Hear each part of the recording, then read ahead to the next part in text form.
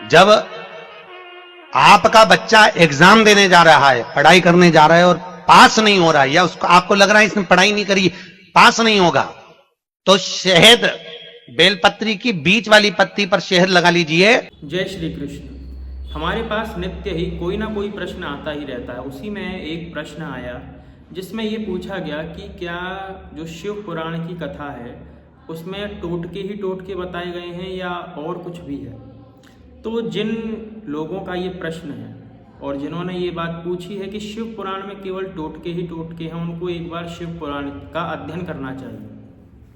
बिना अध्ययन करे यदि आप केवल सुनी सुनाई बातों पर चलेंगे और आपको ये भी नहीं पता जो व्यक्ति शिव पुराण के माध्यम से टोटके इत्यादि को बता रहा है क्या वो वास्तविक है अथवा नहीं है।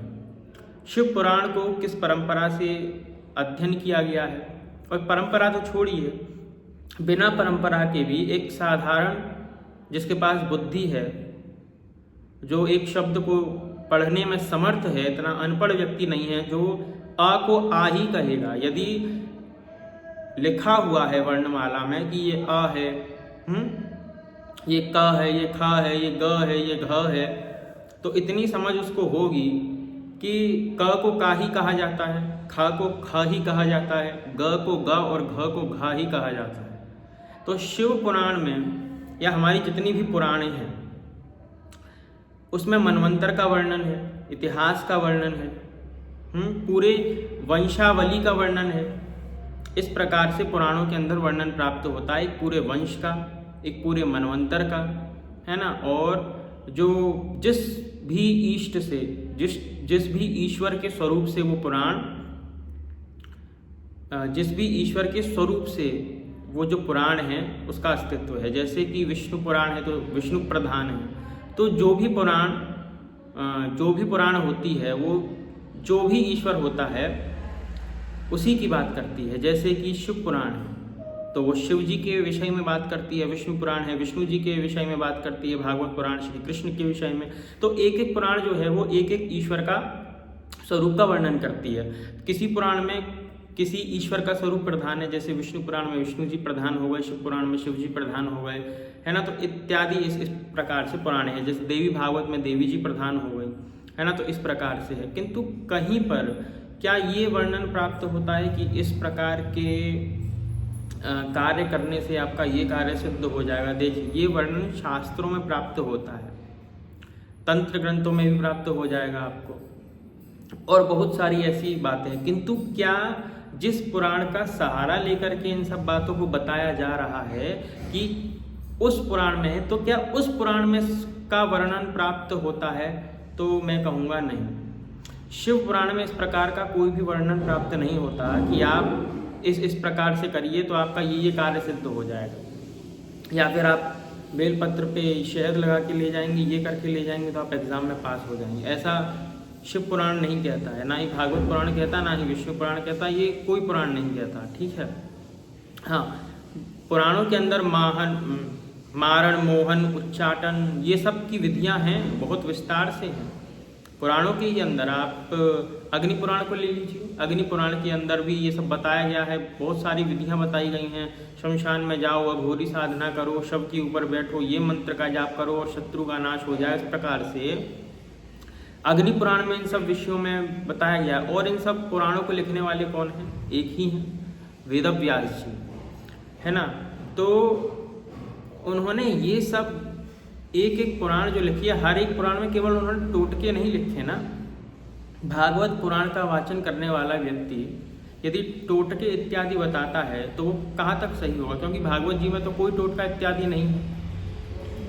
एक साधारणतया विधि निषेध इत्यादि का शास्त्रों में वर्णन प्राप्त होता है। जैसे कि शिव पुराण है तो उसमें ये अवश्य होगा कि शिव जी की जो पूजा है वो अमुक विधान से करनी चाहिए, अमुक पुष्प उन पर चढ़ाना चाहिए, क्या उन पर नहीं चढ़ाना चाहिए, उस मंत्र को जपने की क्या विधि है, शिव जी से संबंधित जो मंत्र है उसको जपने की क्या विधि है, और शिव जी को क्या प्रिय है, शिव जी को क्या अप्रिय है, शिव जी के भक्त कौन कौन हो सकते हैं, और बाकी जो कथा का विस्तार होता है उसमें जितने मनु इत्यादि होते हैं, मनवंतरों का वर्णन होता है, उनकी पूरी वंशावली का वर्णन होता है। ये सब क्या आपने कभी शिव पुराण में कौन प्रदीप मिश्रा इत्यादि जो टोटके इत्यादि बताते हैं, क्या उनके माध्यम से इन सब बातों को सुना है?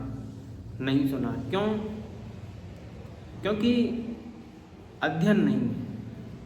अब भागवत पुराण इत्यादि के अंदर, विष्णु पुराण या आप देवी भागवत ले लीजिए, तो इन सभी के अंदर अलग अलग कल्पों की कथाएं मिलती हैं। जैसे कि देवी भागवत के अंदर भी आपको महाभारत की कथा प्राप्त हो जाएगी, शिव पुराण के अंदर भी आपको, और देवी भागवत के अंदर भी ध्रुव जी के वंश का वर्णन मिल जाएगा, विष्णु पुराण के अंदर भी मिल जाएगा, है ना।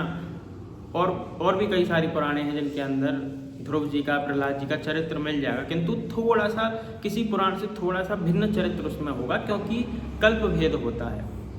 ऐसे ही देवी भागवत पुराण में भगवान कृष्ण के जन्म का वर्णन प्राप्त होगा, किंतु उसमें भी कल्प से भेद होगा उस चरित्र में थोड़ा बहुत, क्योंकि कल्प भेद से भगवान के अनगिनत अवतार होते हैं। हरि अनंत, हरि कथा अनंता। इस प्रकार से भगवान के अनेक अवतार अनेकों कल्पों में होते हैं। तो अनेकों कल्पों में अनेकों अवतार और उनका अलग अलग व्याख्यान, इस प्रकार से पुराणों की रचना की गई है। वो सब अलग अलग कल्पों की कथाएं। यदि आप लिंग पुराण को लेंगे तो उसकी कथा अलग कल्प की है, भागवत पुराण की कथा अलग कल्प की है, विष्णु पुराण की अलग कल्प की है। तो अलग अलग कल्पों के माध्यम से जो है सभी जो भगवान तो एक ही तत्व है, श्रीमन नारायण, उनके अतिरिक्त कोई तत्व नहीं। उन्हीं में से जितने तत्व हैं वो निकलते हैं, चाहे महादेव हों, चाहे देवी जी हों, चाहे गणपति जी हों, सभी उन्हीं में से निकलते हैं, क्योंकि नारायण ही एक मूल तत्व है। शिव पुराण के अनुसार भगवान शिव ही मूल तत्व है, उन्हीं में से ब्रह्मा, विष्णु, महेश इत्यादि सब निकलते हैं। तो इस प्रकार से एक एक पुराण के अंदर एक एक देवता का जो स्वरूप है वो प्रधान बताया गया है। किसकी दृष्टि से? अनन्यता की दृष्टि से, कि जो शिवजी को पूजने वाले हैं वो अन्य किसी से झगड़ा ना करें कि भाई हमारा ईश्वर बड़ा है, तुम्हारा ईश्वर बड़ा नहीं है, ऐसा नहीं करें। उनकी अनन्यता शिवजी में बनी रहे कि मेरे ही इष्ट जो है वो सर्वोच्च हैं, तो मैं इनकी आराधना करूं, इनकी आराधना से मुझको मोक्ष की प्राप्ति होगी। आपको नारायण वालों से झगड़ा नहीं करना। नारायण वाले जो है उनको शिवजी से झगड़ा इत्यादि करने की आवश्यकता नहीं है। शिव भक्तों से केवल अपने नारायण में अनन्यता का भाव रख के केवल अपने नारायण की ही आराधना, सेवा, पूजा इत्यादि सब कुछ करना है। केवल नारायण को ही सब कुछ मानना, उनके अतिरिक्त उनका कोई नहीं है वैष्णवों का। तो इस प्रकार से अनन्यता का भाव है। देवी जी के भक्त हैं तो उसमें देवी जी की अनन्यता है कि हमारी सब कुछ देवी है, उसके अतिरिक्त तो कुछ नहीं है, उन्हीं से सबका विस्तार है, सब उन्हीं का स्वरूप है, इसलिए हम सबको प्रणाम करते हैं, निंदा किसी की करनी नहीं है, ऐसा भाव होता है। किंतु अब जो निंदा करने के लिए निकल पड़ते हैं लोग कि नहीं भाई हम ही श्रेष्ठ हैं, हमारे ईश्वर श्रेष्ठ हैं, तो देखिए माता पार्वती जी से उन लोगों को इस बात की शिक्षा अवश्य लेनी चाहिए जो लोग श्रेष्ठता के ऊपर झगड़ा करते हैं। माता पार्वती जी के समक्ष कई सारे ऋषि मुनि आए, उन्होंने परीक्षा ली और उन्होंने कहा कि नारायण जो है वो सर्वश्रेष्ठ है, पूरे ब्रह्मांड में सबसे सुंदर है नारायण, भगवान शिव भी इतने सुंदर नहीं है, तो आप नारायण का वर्णन कीजिए। किंतु माता पार्वती ने यहाँ पे कोई वाद विवाद इत्यादि नहीं किया। उन्होंने यदि वो वाद विवाद में पड़ती तो बहुत कुछ फिर डिबेट हो जाती पूरी, किंतु डिबेट में ना पढ़ करके उन्होंने केवल इतना ही कहा कि नारायण श्रेष्ठ होंगे और सुंदर भी होंगे, किंतु मैंने जिनको स्वयं को समर्पित कर दिया अब वही केवल मेरे हैं। तो ये भाव होना चाहिए। यदि आपसे कोई आकर के कहे कि महादेव श्रेष्ठ है, तो जो नारायण में भक्ति रखने वाले हैं उनको ये कहना चाहिए बिल्कुल आपके महादेव श्रेष्ठ होंगे, किंतु हमारी जो अनन्यता है वो तो केवल नारायण में, उनके अतिरिक्त हमारा कोई नहीं। गोपियों का भी यही भाव कि हमारे केवल कृष्ण है, भले ही उनके सामने नारायण भगवान ही क्यों ना आ जाए, किंतु नारायण से भी वो कोई वरदान प्राप्त नहीं करना चाहते और कुछ मांगना ही चाहते हैं तो केवल भगवान कृष्ण को ही। एक बार सभी लोग वन के अंदर थे, भगवान श्री कृष्ण छुप गए और नारायण का स्वरूप धारण किया। एक गोपी गई, देखा कि चतुर्भुज नारायण का स्वरूप धारण कर लिया है और चतुर्भुज नारायण के स्वरूप में श्री कृष्ण ही थे। उन्होंने कहा कि हमें तो केवल श्री कृष्ण के दर्शन करने हैं, वो पुनः द्विभुज हो गए।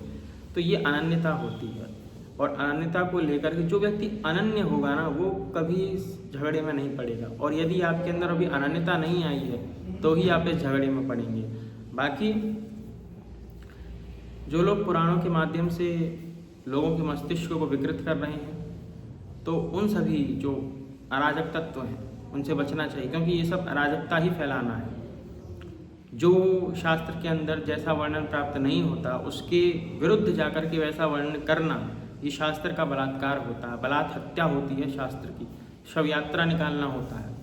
इसीलिए जैसा वर्णन वहाँ प्राप्त होता है वैसा वर्णन ना करके उससे अलग अपने मन के अनुसार या फिर किसी अन्य व्यक्ति को लुभाने के लिए, अपनी पोटली भरने के लिए कुछ कहा जाएगा तो वहाँ पे भगवान प्रसन्न होने वाले नहीं। इसीलिए जैसा वर्णन प्राप्त होता है वैसा ही वर्णन जो है वक्ता को करना चाहिए, ये अत्यंत आवश्यक है। और शिव पुराण के अंदर आप भी जाकर के देखिए कि क्या लिखा है उसके अंदर, क्या नहीं लिखा है, कितने श्लोक हैं, है ना, कितने अध्याय हैं उसके अंदर, ये सब बातें हैं। तो और जो लोग इन सबसे अनभिज्ञ होते हैं वो कुछ भी करने लगते हैं। कुछ भी नहीं करना है, हर किसी की बात भी नहीं माननी। यदि ऐसा होगा तो अनर्थ ही होगा। परंपरा से चलना है, वैष्णव परंपरा से चलना है, जो शैव उनको शैव परंपरा से चलना है और परंपरा के अनुसार अपना अध्ययन करना है और अपनी इष्ट की सेवा आराधना करनी है। जय श्री कृष्ण।